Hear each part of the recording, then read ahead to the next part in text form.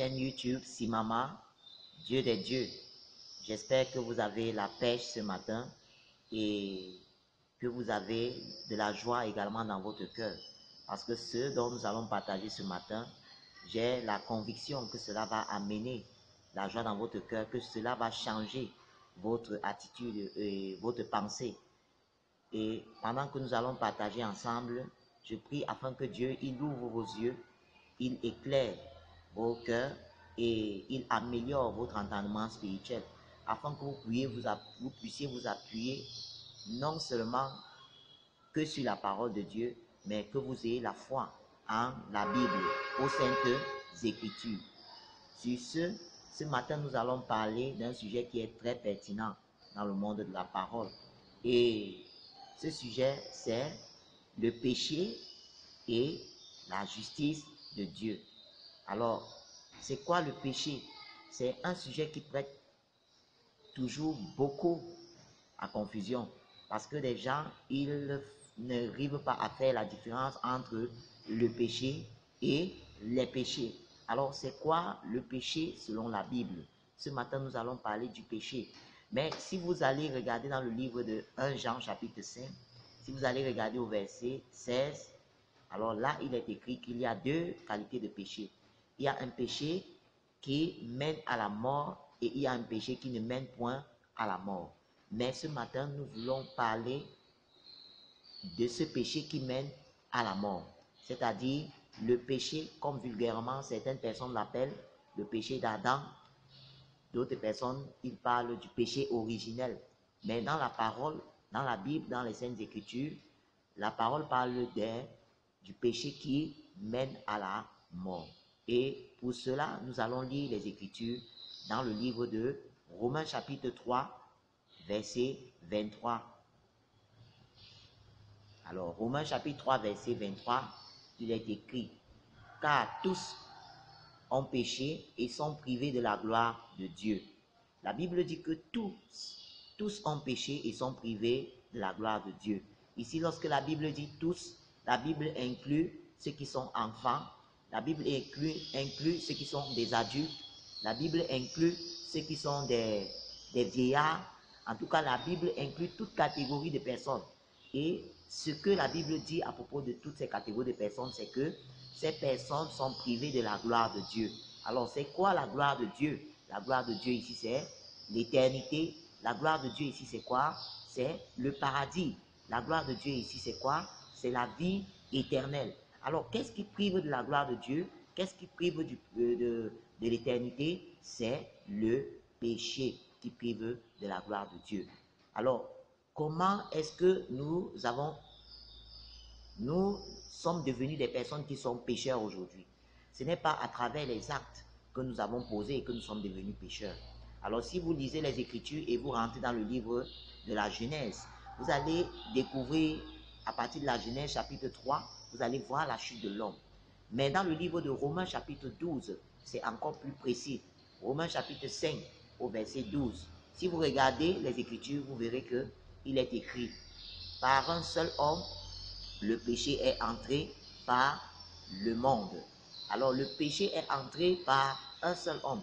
Ce seul homme, c'est qui? C'est Adam. Alors, on va lire Romains chapitre 5, verset 12. Qu'est-ce qu'il est écrit? C'est pourquoi, comme par un seul homme, le péché est entré dans le monde, et par le péché, la mort, ainsi que la mort s'est étendue sur tous les hommes, parce que tous ont péché. La Bible dit que nous sommes devenus pécheurs. Tous les hommes sont devenus pécheurs par l'offense d'Adam. C'est pour cette raison que tous, sans exception, sont pécheurs. Alors ce péché-là nous prive de la gloire de Dieu. Ce péché nous prive d'être en communion avec Dieu. Ce péché nous prive d'avoir l'éternité avec Dieu. Alors, quelle est la solution de Dieu par rapport à ce problème? Déjà, j'espère que nous sommes clairs. Le problème du péché ne vient pas des actes que nous commettons tous les jours, mais le problème du péché vient depuis l'origine, c'est-à-dire d'Adam, vient depuis le livre de la Genèse. Et c'est ce péché qui mène à la mort. La Bible est très précise. Alors, dans ce livre de Romains chapitre 3, verset 23 que nous avons lu, il est écrit, « Car tous ont péché et sont privés de la gloire de Dieu. Mais quelle est la solution de Dieu par rapport au problème? Alors lorsque nous regardons dans Romains toujours chapitre 3, maintenant au verset 24, qu'est-ce qui est écrit? Nous allons lire Romains chapitre 3. Maintenant le verset 24, il est écrit: et ils sont gratuitement justifiés par sa grâce, par le moyen de la rédemption qui est en Jésus-Christ. La Bible dit que la justice de Dieu, c'est Jésus-Christ. Alors, c'est quoi la justice de Dieu? La justice de Dieu, c'est le moyen par lequel Dieu a résolu le problème du péché. Alors, pour résoudre le problème du péché, Dieu, il a utilisé Jésus-Christ. Qui est Jésus-Christ dans la parole? Lorsque nous regardons dans Jean chapitre 3 verset 16, la Bible dit: car Dieu a tant aimé le monde qu'il a donné son Fils unique, Jésus-Christ, afin que quiconque croit en lui ne périsse point, mais qu'il ait la vie éternelle. Alors Jésus-Christ ici, c'est le Fils unique de Dieu. Et Jésus-Christ est la solution au problème du péché.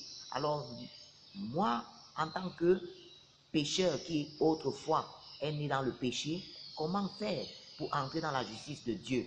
La Bible dit ceci dans le livre de Éphésiens, chapitre 2, verset 8. Nous allons lire Éphésiens.